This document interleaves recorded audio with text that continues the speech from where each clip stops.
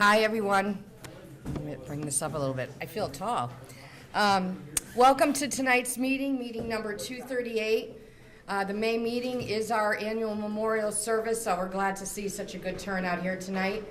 Before we start with our program, we want to welcome Frank here tonight, our esteemed president, who is recovering and doing really good. We're glad to see you. Everybody was asking, and I didn't have an update last month, so we're glad to see you here, and you look great. So, okay, so we're going to start without further ado. I'm going to ask Ralph Rowland to come up and lead us in the Pledge of Allegiance, and then Mary, if you want to be ready to come for the national anthem.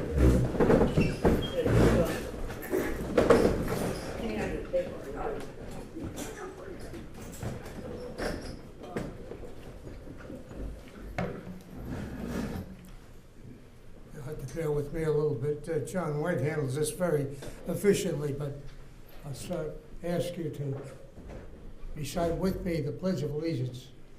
Please hand salute.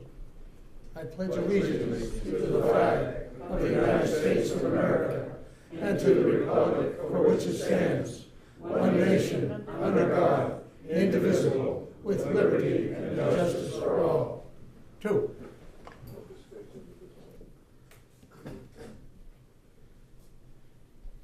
Oh, say, can you see by the dawn's early light what so proudly we hailed at the twilight's last gleaming, whose bright stripes and bright stars through the perilous fight o'er the ramparts we watched were so gallantly streaming, and the rockets' red glare, the bombs bursting in air, gave proof through the night that our flag was still there.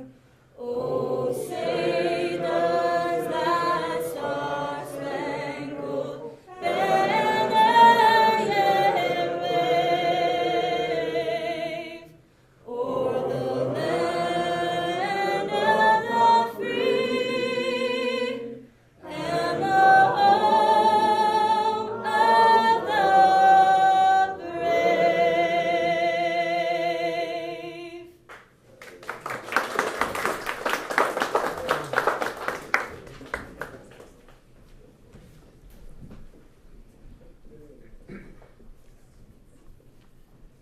Uncover, please.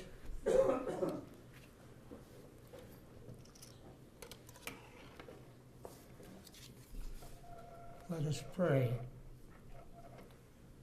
Almighty God, most gracious Father, from whom comes all help and blessing, we are gathered here in remembrance of our comrades in arms and our relatives and loved ones who wore the uniform of the United States military but are no longer with us. We deem this a fitting time to pay our respects to our departed defenders of liberty. As we stand with bowed heads in reverence to them, let us remember the good deeds they accomplished, the heroism they displayed, the service and sacrifice they performed to protect us and keep us free.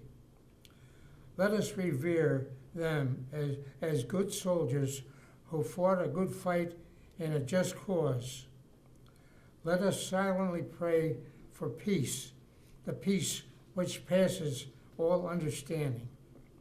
And let us in mind and soul consecrate our hearts and lives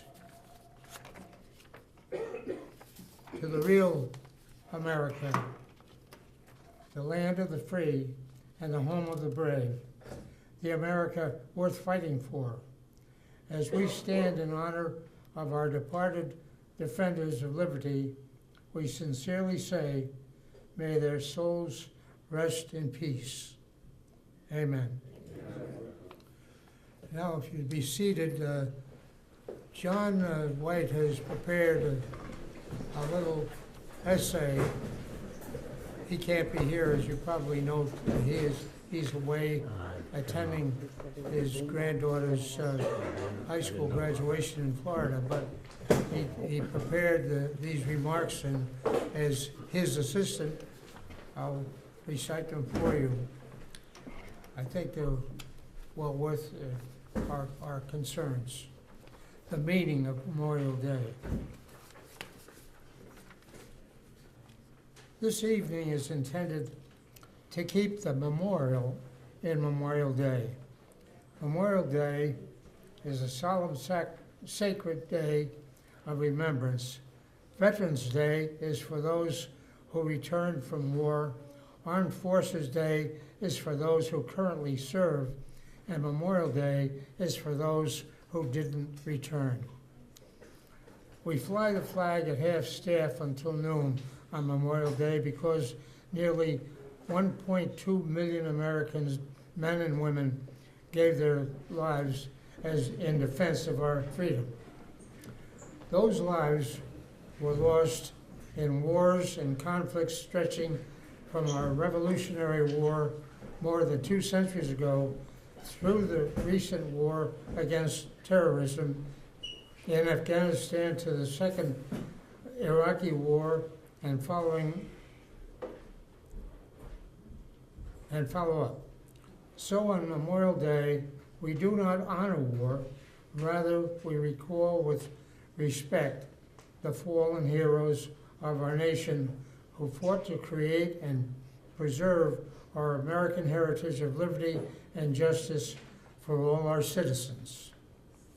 Their lives were given to protect ours, and now they rest in honored graves around the world, from the white crosses at Normandy and the sunken hulk of the USS Arizona at Pearl Harbor to the Tomb of the Unknowns at Arlington National Cemetery. Some of them rest unburied in watery graves beneath the oceans on remote mountains in Korea and in the jungles of Vietnam. We must never forget our fallen comrades in arms. They are forever honored, forever mourned. The sacrifice these men and women made is meaningless without our remembrance of it. If those who remember fail to teach the younger generation and fail to demonstrate in their lives that they remember and why they remember, America will pass away. Already, America's World War II and Korean War veterans have mostly made their last roll call and are disappearing from society's landscape. There are fewer and fewer standard bearers left to carry the torch of remembrance. Let's take a moment to honor those among us who are veterans. And I'll ask to stand World War II veterans. Will you stand, please?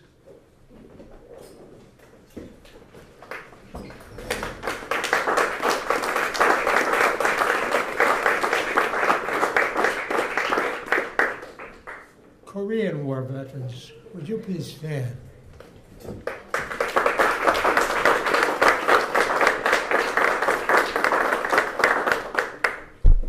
Vietnam War veterans, would you please stand?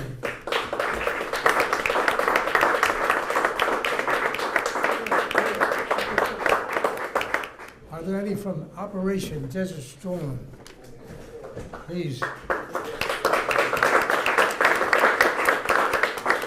Operation Enduring Freedom. Operation Iraqi Freedom. Afghanistan. And veterans who served in other conflicts. Are there any that I didn't mention? and veterans who served in peacetime. Would you please be recognized?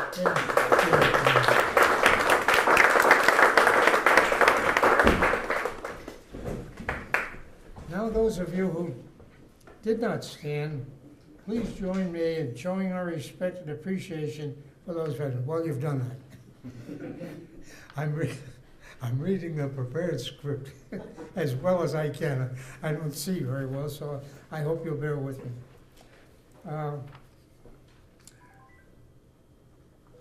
God bless them all, and those who are here in spirit. May this evening's activities deepen your reverence for our fallen soldiers. Before we read the honor roll names, I want to recite a Memorial Day poem written by Cadet Major Kelly Strong when he was a junior at the Air Force Academy. It's entitled, "Freedom is Not Free." I watched the flag pass by one day. It fluttered in the breeze. A young Marine saluted it, and then he stood at ease. I looked at him in uniform, so young, so tall, so proud, with hair cut square and eyes alert. He'd stand out in any crowd. I thought how many men like him had fallen through the years, how many died on foreign soil, how many mothers' tears, how many pilots' planes shot down, how many died at sea, how many foxholes were soldiers' grave. No, freedom is not free. I heard the sound of taps one night when everything was still. I listened to the bugle play and felt a sudden chill. I wondered just how many times the taps had meant amen, when a flag had draped a coffin of a brother or a friend. I thought of all the children, of the mothers and the wives, of fathers, sons, and husbands with interrupted lives. I thought about the graveyard at the bottom of the sea, of unmarked graves at Arlington. No, freedom is not free. I'm going to read that list.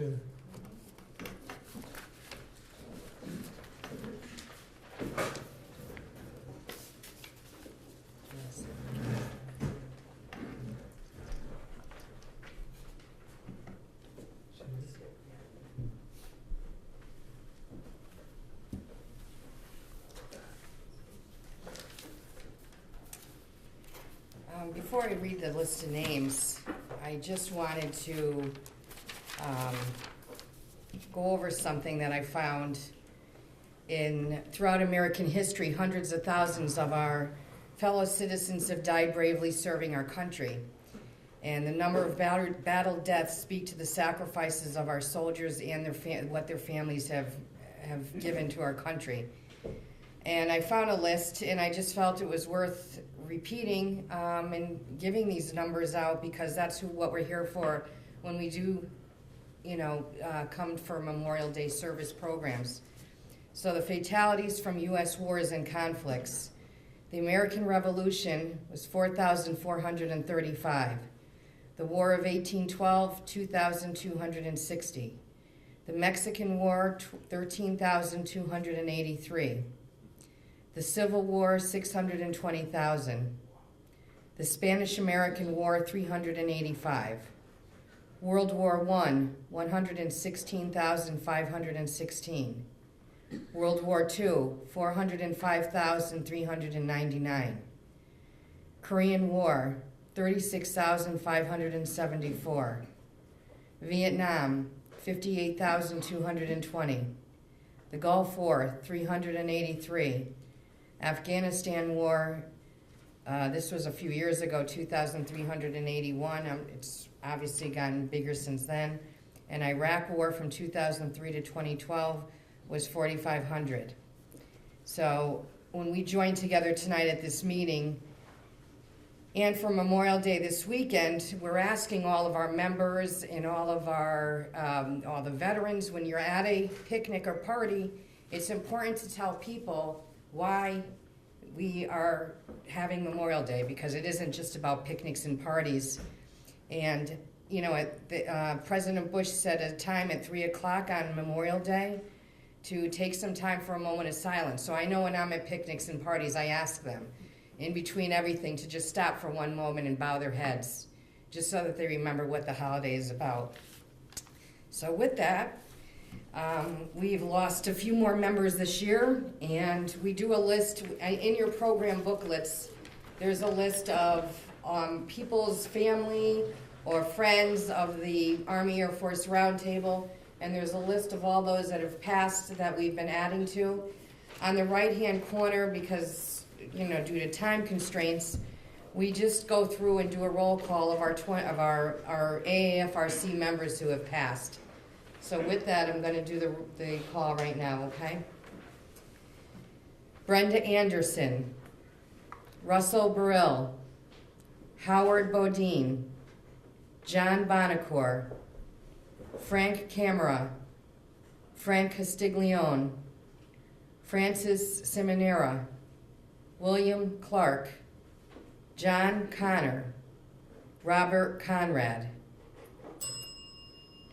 Lieutenant William Cotner, Silvio D'Amato, James Delahant, James Doherty, John Dunn, Ted Edgerton, James Fontana, Arthur Frechette, Murray Friedman, William Gelati, Roy Gelke, Fitch Guilford, Frank Hancock, Willard Bud Hartshorn, Edward Hoogerk, Harvey Hubble IV, Ned Humphreys, Robert W. Kaiser, Andrew Cappy Jr., Kevin J. Kelly, Ed Knowlton, Gregor Kostuk, Kazimir Kowalski, Anthony Lambo, Robert Lamprin, Lou Landino, Reverend Charles Lanham, Edward Lapointe,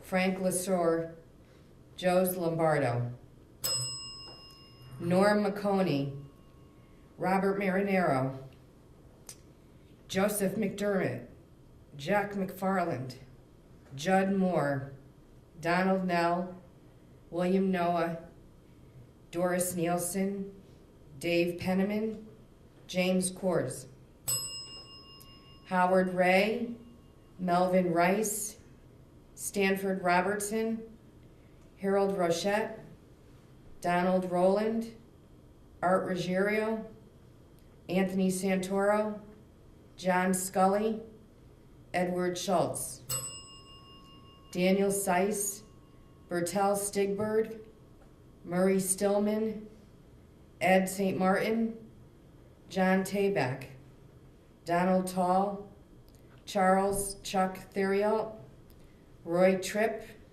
and James Walsh.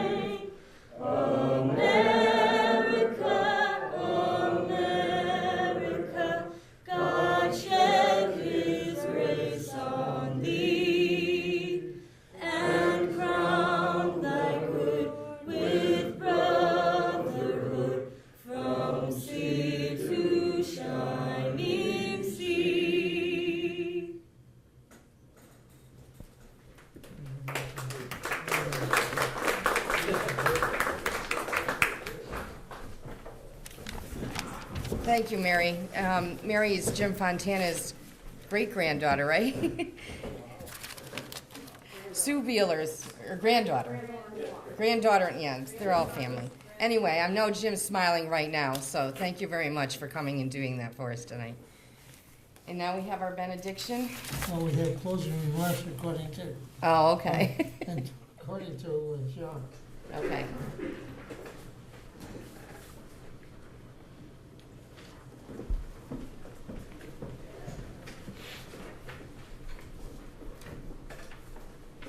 John has given me some closing remarks. In a moment, we'll conclude our ceremony. Before the benediction, however, I want, and in his place, I want to thank you for helping to keep the memorial in Memorial Day. President Reagan told us why we have Memorial Day with these words. Most of those who died in defense of our country were boys when they died. And they gave up two lives, the one they were living and the one they would have lived. They gave up their chance to be husbands and fathers and grandfathers. They gave up everything for their country, for us. All we can do is remember. And with that, I ask you to stand for the benediction. Please uncover.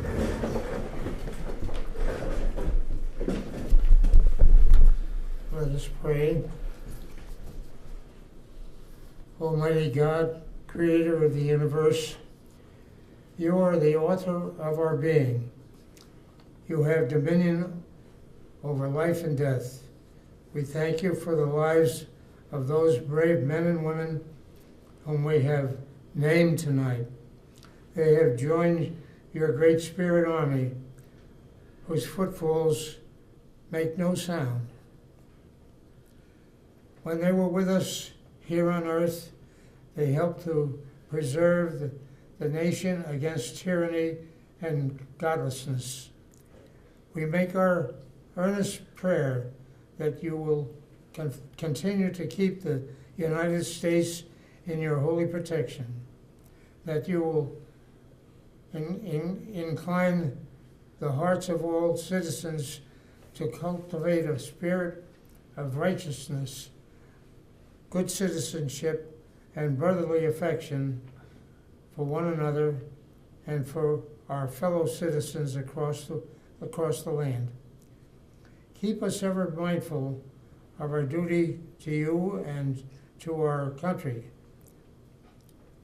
and extend the spirit of America around the world, not as a political monopoly or as a commercial empire, but as a benevolent society which shows forth to all humanity that you are the source of our freedom, our sovereignty, our equality, our rights, our justice, our human dignity, and all the other blessings of liberty.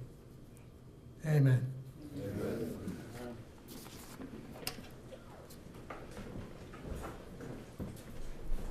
Thanks for taking over, Ralph. So that concludes our memorial service part of the program. So we have a little while before the pizza comes. We want to do a special thank you to Cheshire Pizza and Ale, the son and daughter-in-law, or his daughter and son-in-law who took over that business, have carried on the tradition of donating pizza for our memorial service for our group here. So that will be coming soon. And now, does anybody have anything they want to share on World War I? Do you want to speak there, or do you want to come up here? This is good. Okay. I just looked up some, I knew that everyone would probably have a lot of information. Oh, I wasn't there, by the way.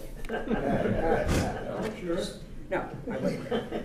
I just wanted to let you know, and this is probably some facts that you already know, is that as you know, I was a nurse that worked at the VA for years, so I kind of have a affinity for nurses. Just to mention that the Army Nurse Corps was 17 years old. It was started in, by the time World War I started, the Army Nurse Corps was 17 years old, and the Corps was very small. It started with 400 active nurses and 170 reserve nurses. And by the end of World War I, there were 22,000 nurses that were active. The two places that they were active with, one was the American Red Cross, and the other was the Army Nurse Corps. The Red Cross sort of fed their nurses into the Army Nurse Corps. And at that time, even though the nurses were well educated, they were not given any rank in World War II. The nurses had no rank. But one other fact that I found very interesting is that many of the antibiotics, of the few that they had in those days in World War I, that had not been used for years and years, researchers are now showing that those antibiotics they're starting to use them again, because they haven't been used in all this time. Now they're going to use them again to fight the superbugs, because the antibiotics we've been using, the superbugs now don't respond to. But the old antibiotics that you used in World War I, they're now developing them again and bringing them back, and they're hoping that this is going to help with the superbugs. So I just thought that was an interesting comment. The other thing was that I found out that Madame Curie, I always thought was French, but indeed she wasn't French. She was married to a Frenchman, but she was Polish. And she was the first one who had portable X-ray machines that she put into cars or vehicles in World War I, and went around to the different bases and the different, now what we call MASH units now, and took portable X-rays of the soldiers who were then wounded. That was a whole new concept that was started then. So there are just a few facts that I thought were interesting, and I shared them with my grandchildren. You know, they looked it up again to make sure that I was correct in that. But just a few interesting facts about the Army Nurse Corps. Anyone else have any stories to share? After hearing Christine's presentation last month, she had an event over in Middletown, the Russell Library. So I went over, and here's one of the, she was talking about, there's 3 volumes, town by town, and you'll just look up your town and look for your relative. And I'd always heard that I had this Uncle Fred that he'd been gassed during the war, so I found his name, looked in town, had him, took it down, made a very large photocopy of it. She was looking over my shoulder, and it turned out he was gassed in March 16, 1918. It's moderately gassed. I don't know what the definition of that was. So she's looking over my shoulder, and she said, and then he was on April 10th, he was sent to a troop train as, I guess, as a rear echelon duty because he was injured. So she's looking over my shoulder, so he missed Sherape, and that was the big battle where the 102nd Infantry had like a lot of casualties. So just, who knows, maybe by being gassed in March, it saved it, you know, could have saved his, him being injured worse or even killed. So that was quite interesting. She also spoke about the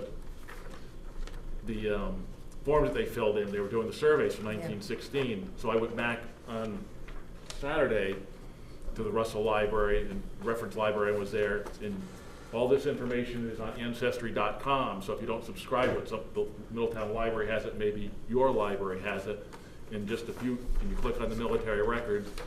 I did for my grandfather, my maternal grandfather. So this is the 1916 form that they all filled in, and then I also found his draft card. Oh my gosh. And she spoke of the questions here, and I can just read you what they asked.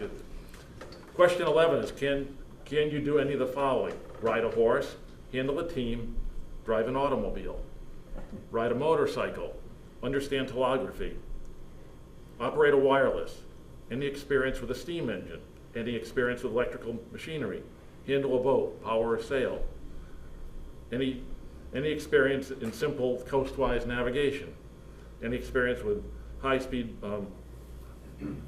marine gasoline engines. Then it says, are you a good swimmer? So those are the questions. She didn't, she just off the top of her head, I think she got most of them. But it's right here about my grandfather, and that was pretty That's interesting. interesting. If any of you ever watched that, there's a show on television called Who Do You Think You Are? It's one of my mother and I's favorite. We always watch it when the season's on there, and they have celebrities that go back and didn't know something about their ancestors, and more times than that, they have, it goes back into the Civil War, the Revolutionary, some all the way back and finding out that they had royal blood in them from one of the French kings or something. And it's interesting, the process of how they go through and look through the census and the military records is a big part of that show. So it is interesting. Also, they have the 1930 book was put out about the 102nd Infantry, which he talked about had come from the 2nd Connecticut Regiment. Mm-hmm. So I just loosely flipping through the book, and in the back it's like the list of the roster, and then he was in Company H, and I can't find him. And a little further on in, I see that there's the casualty figures, and he was like one of 226 gassed. And at the bottom whole casualty list, it says that some people aren't here because they were wounded or transferred out. So it sounds to me like he was drafted in there so short a time that he didn't even spend enough time to get his name on the official regimental roster or the company roster. And I've heard stories like that from talking to my World War II friends, where a replacement brought up overnight under the cover of darkness was wounded or killed in action before dawn. So I kind of think that could have been maybe a similar thing, that he wasn't with them that long, being what communication wasn't that day, so that's why he isn't there. But it's quite fascinating. But using Ancestry.com, because even though this information is in the book, some of the libraries don't have it. You can do it. You can do it that way too. So it was a lot of fun for me. I hope you. That's do it great. yourself That's and look into it. interesting. Anyone else? One more other thing. Okay. Is the last World War I veteran was Frank Buckles, who died back in February 2011, and I bought the hometown paper where he's from, Virginia. Oh, okay. And then shortly thereafter, in May, the last one in the entire world was this Australian gentleman, Royal Navy veteran. So that's a copy of the West Australian paper. So that's just a little bit of history there. Wow, that's interesting.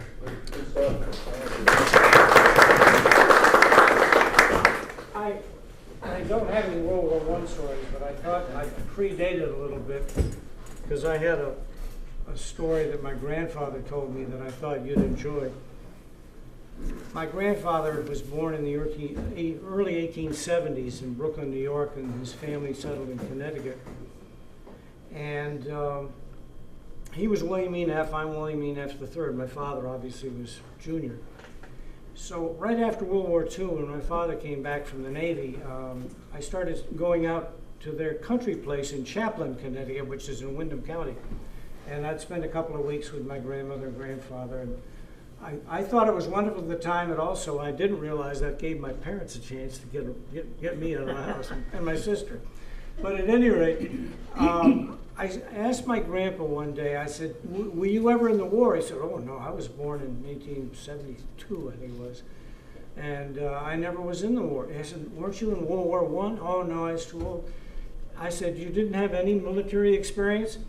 He said, I had a brief military experience. And I said, well, what happened? He said, well, I was going to the Baltimore School of Dentistry, which is now part of Baltimore, the University of Maryland. And he became a dentist. But he was going to, and I'm told it was one of the first dental school in the United States. He said, I was going there, and I used to ride a bicycle from my lodging to the school, and one day I got into some cobblestones, and the bike went head over tea kettle. And I injured my head, and they took me to the hospital, and I was wearing a great bandage. And I was going to school shortly after that, and they were welcoming home the veterans from the Spanish-American War. Now, the Spanish-American War only went from April to August of 1998. But when they came back, it was a big deal in Baltimore. The ships came in.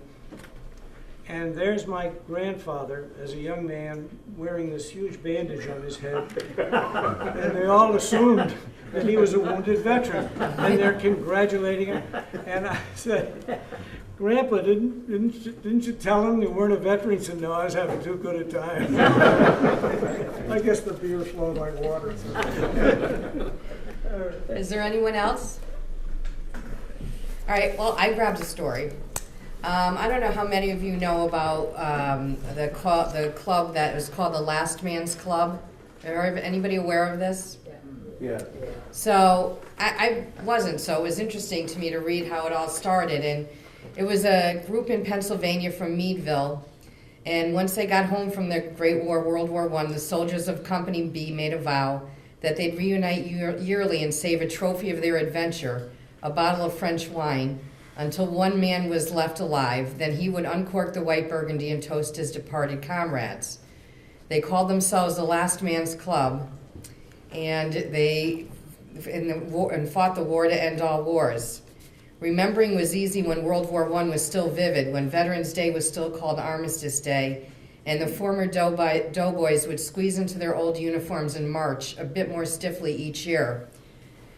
But 100 years after an assassination in Sarajevo on June 28, 1914, led to World War I, America's memory of its second deadliest foreign war is increasingly tenuous.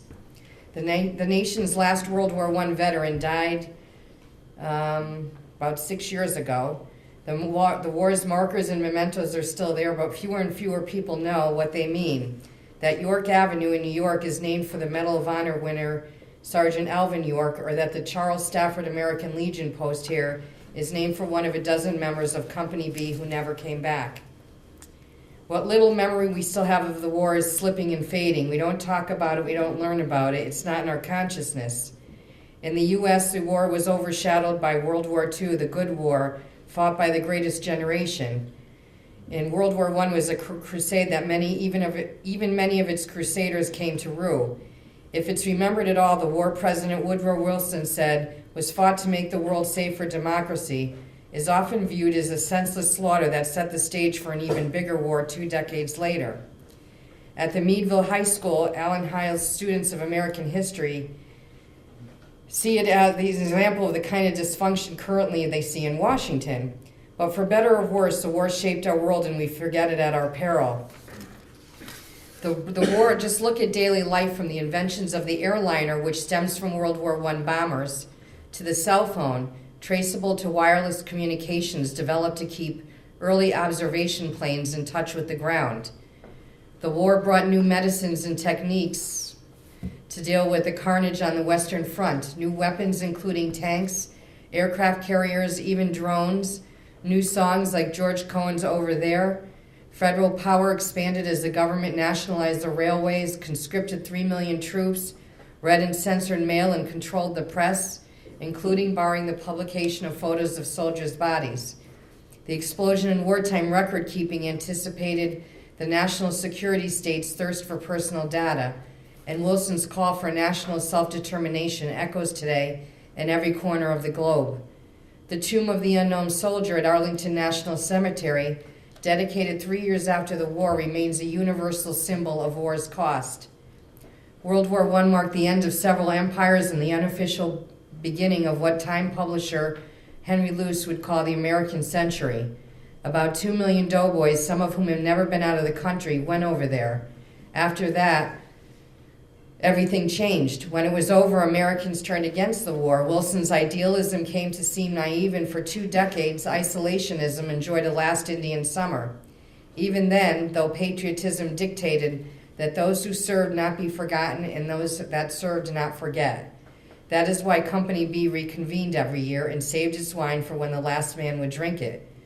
It was a popular and poignant notion, especially when the military graves are fresh and poppies had yet to take root in Flanders fields. Only in Meadville it didn't exactly work that way. When war broke out in Europe after the shooting of Archduke Franz Ferdinand of Austria, Woodrow Wilson said America would be neutral in thought and in deed. He was reelected in 1916 on the theme, "He kept us out of war." But in April 1917, angered by Germany's unrestricted submarine warfare on cargo and passenger ships destined for Britain and France, Wilson asked Congress to declare war. About 150 of these Meadville men signed up to fight with Company B of the 112th Regiment of the 28th Infantry Division.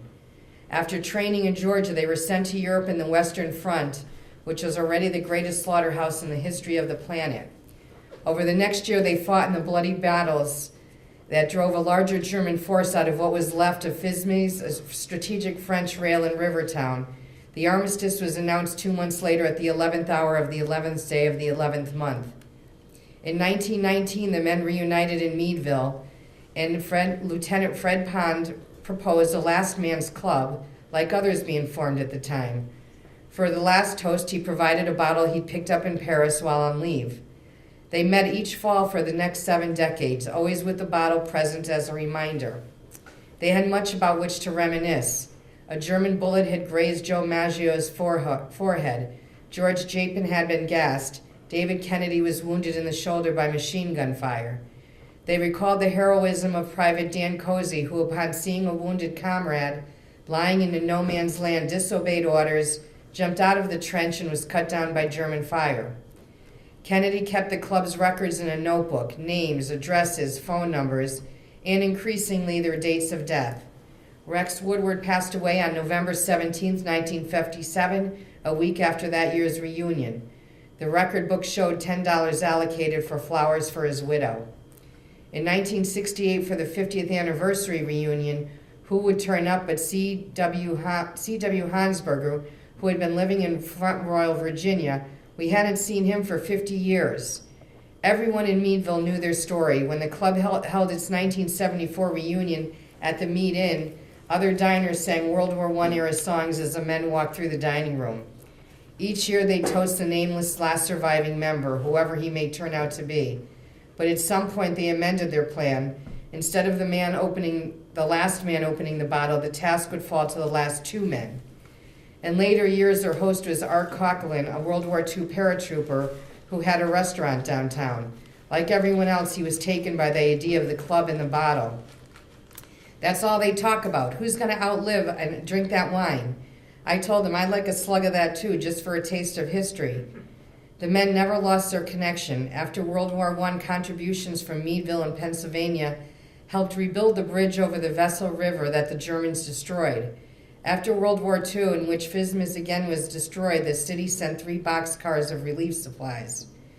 In 1948, the Last Man's Club changed its name to the Société des Fismes and became the sister cities with Meadville. Attendance at the reunion steadily declined, 28 in 1967, 17 in 1974, 13 in 1976, 6 in 1982. By the mid-'80s, when the last reunion was held, 4 men were there.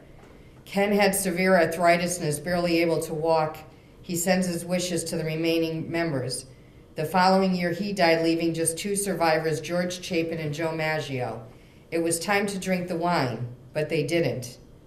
Lieutenant Pond's bottle of Barton & Gustier Royal Purple Burgundy from the Macon region, bottled about a century ago, sits on a table in Mayor Soft's our office.